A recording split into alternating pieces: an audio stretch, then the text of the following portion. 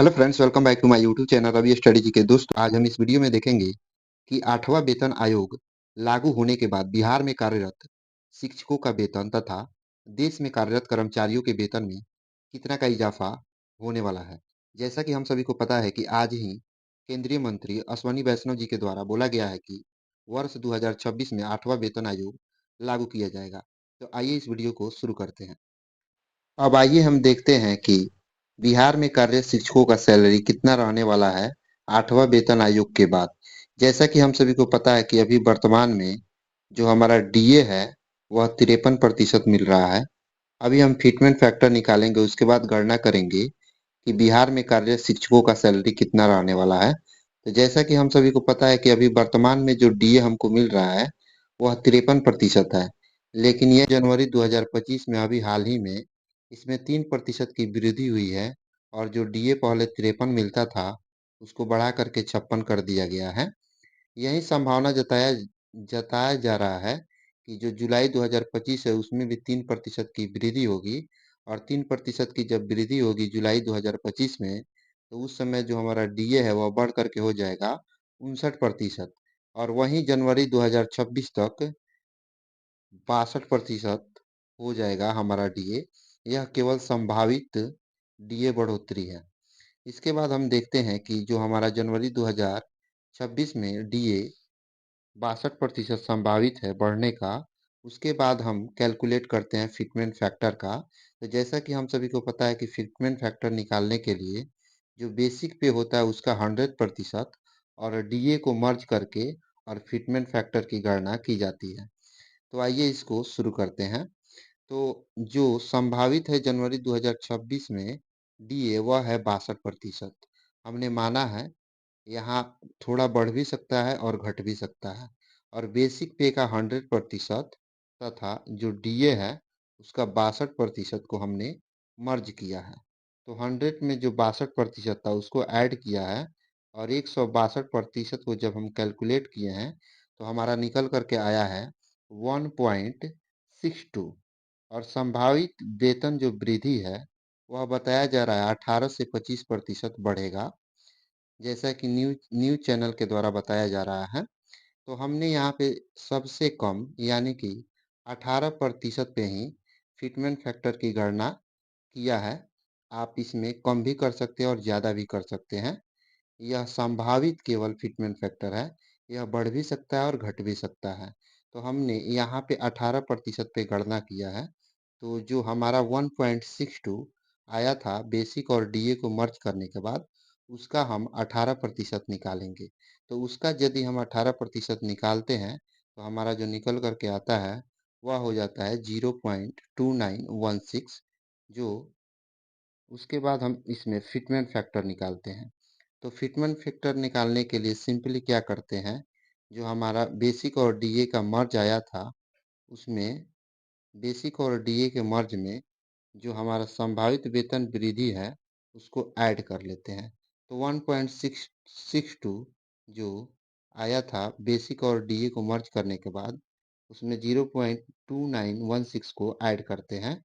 तो ऐड करने के बाद जो हमारा आता है वह हो जाता है 1.916, यानी कि अप्रॉक्स 1.92 के बराबर हमारा फिटमेंट फैक्टर निकल करके आ जाता है। अब बात करते हैं कि हमारा बेसिक पे कितना होगा। तो जैसा कि हम सभी को पता है कि जब 7वां वेतन आयोग लागू हुआ था तो उस समय जो वेतन था, न्यूनतम वेतन वह 18,000 रुपया था। लेकिन जब यह 1.92 फैक्टर यानी कि 8वां वेतन आयोग लागू होगा तो यह जो न्यूनतम वेतन 18,000 रुपया था यह बढ़ करके कितना हो जाएगा। तो सिंपली इसको कैलकुलेट करने के लिए क्या किया जाता है, जो हमारा न्यूनतम बेसिक पे होता है उसमें फिटमेंट फैक्टर से गुना कर दिया जाता है। तो हमने भी यहाँ पे पिछला बेसिक पे यानी न्यूनतम बेसिक पे 18,000 में जो हमारा फिटमेंट फैक्टर आया है उससे गुना कर दिया है। गुना करने के बाद हमारे यहाँ पे निकल करके आ रहा है 34,408 रुपया। यही अप्रोक्स यानी कि 1.916 को यदि हम 1.92 मान लेते हैं तो हमारा जो नई न्यूनतम संभावित वेतन है वह 18,000 से बढ़ करके 34,500 ₹60 हो जाता है। यानी कि 8वां वेतन आयोग लागू होने के बाद यदि फिटमेंट फैक्टर 1.92 रहता है, तब जो हमारा न्यूनतम बेसिक पे होगा, वह ₹34,560 होगा। लेकिन इसमें बढ़ भी सकता है और घट। जैसा कि हम सभी को पता है कि 7वां वेतन आयोग 1 जनवरी 2016 को लागू हुआ था, वहीं 8वां वेतन आयोग जो 1 जनवरी 2026 से लागू होगा, इसमें जो फिटमेंट फैक्टर है, वह कितना रहने की संभावना है तथा जो न्यूनतम वेतन है, उसमें कितना का इजाफा होने वाला है। यहाँ पे आप साफ तौर पे देख रहे होंगे कि जो पहले 7वां वेतन आयोग लागू हुआ था, उस समय जो कर्मचारियों का न्यूनतम वेतन था, वह ₹18,000 था। लेकिन वहीं यहाँ पे बोला जा रहा है कि जब 8वां वेतन आयोग लागू होगा, तो उस समय यह जो न्यूनतम वेतन 18,000 था, वह बढ़ करके ₹34,560 हो जाएगा और जो फिटमेंट फैक्टर पहले 7वां वेतन आयोग में 2.57 था, वह बढ़ करके 1.92 हो जाएगा। तो आइए हम गणना करते हैं कि हमारा सैलरी कितना होगा जब हमारा फिटमेंट फैक्टर 1.92 होगा। अब बात करते हैं कि 8वां वेतन आयोग लागू होने के बाद हमारे बिहार में कार्यरत जो शिक्षक हैं, उनका न्यूनतम बेसिक पे कितना होगा? तो आइए इसकी भी गणना करते हैं। जैसा कि हम सभी को पता है कि सबसे न्यूनतम वेतन जो है हमारे बिहार में, वह पीआरटी का है, जो कि अभी ₹25,000 मिल रहा है।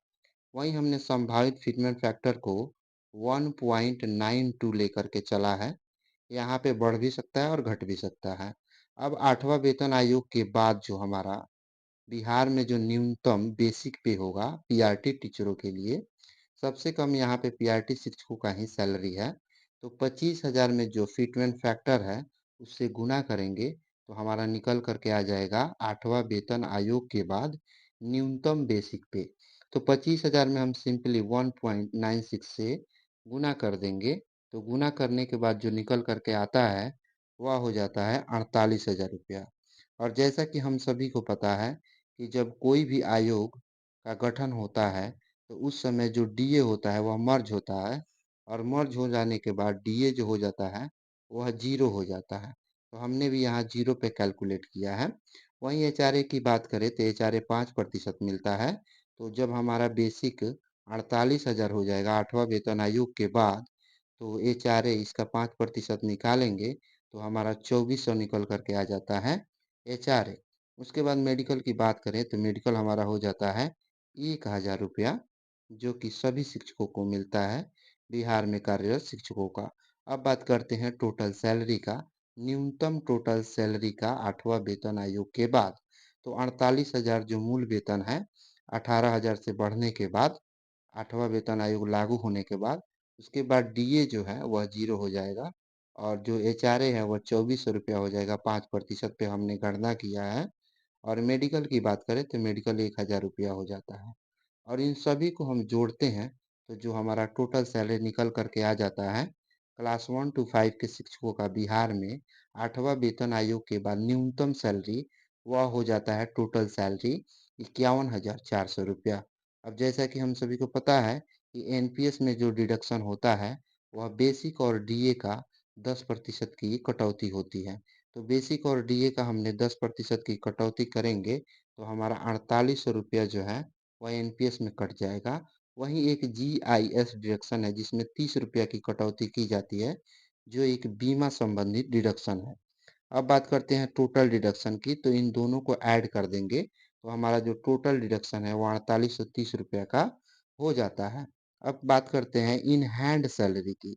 तो जो इन हैंड सैलरी है, हम 51,400 में टोटल सैलरी में से एनपीएस जो कटौती है उसको घटा देते हैं।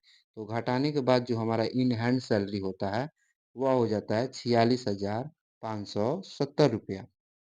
अब बात करते हैं कि एनपीएस में गवर्नमेंट का योगदान कितना रहता है। तो बेसिक और डीए का 14% योगदान करता है सरकार। तो 48,000 का 14% निकालेंगे तो ₹6720 निकल करके आ जाता है, जो सरकार हमारे एनपीएस खाता में अपने थ्रू जमा करता है। अब टोटल प्रॉफिट की बात करते हैं, तो टोटल सैलरी में हम जो एनपीएस बाई गवर्नमेंट है उसको ऐड करते हैं, यानी कि 51,400 जो हमारा टोटल सैलरी है उसमें 6720 रुपया जो एनपीएस बाई गवर्नमेंट है उसको ऐड करते हैं। तो ऐड करने के बाद जो हमारा निकल करके आता है वह हो जाता है 58,120 रुपया, जो कि 8वां वेतन आयोग के बाद बिहार में कार्यरत पीआरटी शिक्षकों का होने वाला है, यदि फिटमेंट फैक्टर 1.92 और वेतन वृद्धि 18% रहता है तब। इसमें बढ़ भी सकता है और घट भी सकता है। यदि वीडियो पसंद आए तो लाइक ज़रूर करें, और यदि दूसरे शिक्षक का जानना है तो आप कमेंट ज़रूर करें। धन्यवाद।